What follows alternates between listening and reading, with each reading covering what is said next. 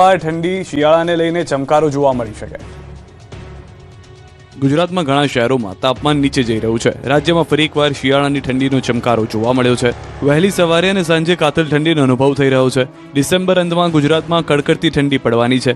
કચ્છના નલિયામાં સૌથી ઓછું તાપમાન નોંધાયું છે। હવામાન વિભાગના મતે 7 દિવસ તાપમાન યથાવત રહેશે। 9 ડિગ્રી સાથે આજે રાજ્યમાં સૌથી ઠંડુ શહેર નલિયા રહ્યું। આજે 12 શહેરમાં 15 ડિગ્રીથી નીચે તાપમાન નોંધાયું તો સૌરાષ્ટ્ર કચ્છમાં લઘુત્તમ તાપમાન સામાન્યથી નીચું તાપમાન નોંધાયું। આ તરફ ડાંગના ગિરિમથકમાં શીતલહેર છવાઈ। જિલ્લાના સાપુતારા ખાતે તાપમાનનો પારો ગગડ્યો। સાપુતારા ખાતે તાપમાન 13 ડિગ્રી તાપમાન થતાં ઠંડીનો ચમકારો અનુભવાયો છે અને ઠંડીથી બચવા લોકોએ તાપણાનો સહારો લેતા જોવા મળ્યા। ઠંડીનો ચમકારો વધતા પ્રવાસીઓ સાપુતારા તરફ ઉમટી રહ્યા છે।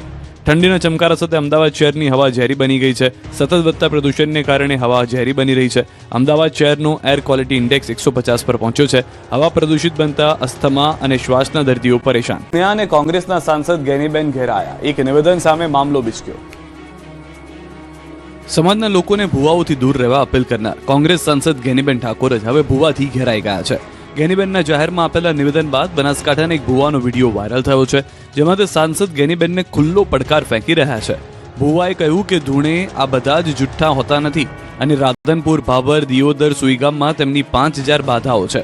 જોકે ભુવાએ ગેનીબેનનું નામ તો નથી લીધું, પરંતુ પડકાર ફેંક્યો છે કે જો બીજી વાર બોલશો તો વિચારીને બોલજો, નહીં તો ખુલ્લા માર્કેટમાં નામ લઈને બોલીશ। મહેરબાની કરીને કોઈ ભુવામાં ફસાતા નહીં। તમારું જે કર્મ છે એનું ઈ છે, અગત્યનું છે। જેવું કર્મ કરશો એવું ભોગવશો।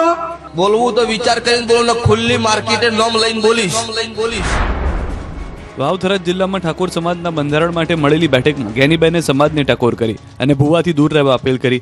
તેમણે કહ્યું હતું કે ભુવા પોતાના સ્વાર્થ માટે અંધશ્રદ્ધા તરફ લઈ જાય છે, જે બાદ જિલ્લામાં સાંસદ સામે ભુવાઓએ નિવેદનોની શરૂઆત કરી છે અને હાલ શિયાળાની ઠંડીમાં બનાસકાંઠા અને વાવથરા જિલ્લામાં ભુવાઓનો મુદ્દો ગરમાયો છે।